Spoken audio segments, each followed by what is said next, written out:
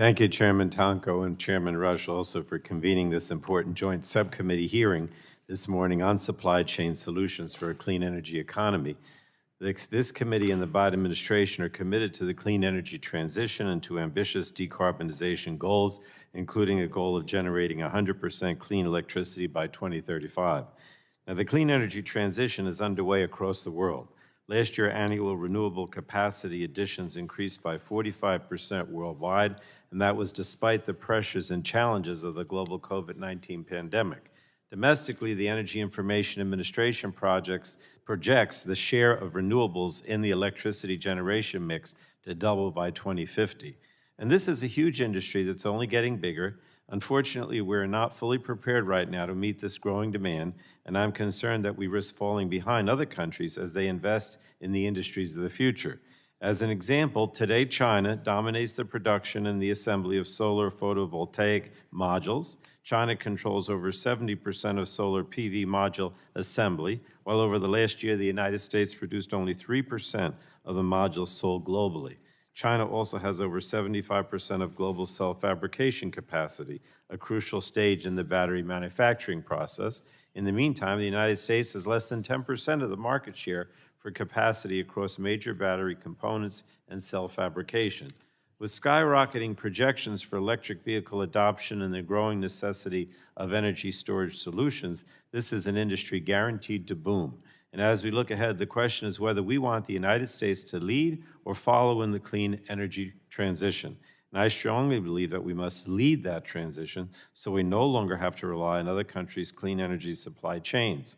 It's becoming increasingly clear that key components needed for clean energy technologies are sourced from countries with unacceptable labor and environmental practices.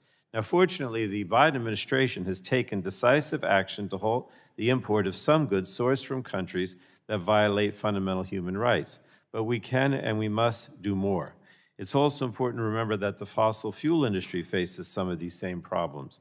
Extraction processes and labor concerns have plagued the traditional energy supply chain for decades, and we must build a clean energy economy that tackles the climate crisis by eliminating the historic polluting and poor labor practices of the international fossil fuel industry.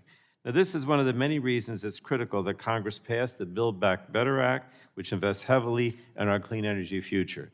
It includes investments in the deployment of innovative technologies and American manufacturing of zero-emission transportation technologies. This important funding will increase demand for clean energy domestically, while also supporting the development of clean energy supply chains right here in the United States. And as we develop these supply chains, it's vital we focus not only on the manufacture of products and technologies, but also on what happens to those goods at the end of their useful lifetime. In the coming decades, as batteries and wind turbines and solar panels reach the end of their lives, we must manage their disposal and recycling in a way that is safe and economically beneficial. Creating circular supply chains that enable collection and reuse of these technologies at the end of their useful lifetimes will not only reduce waste, but also reduce costs and the amount of material needed for the clean energy transition. So for our nation's future, it's crucial that we support this industry.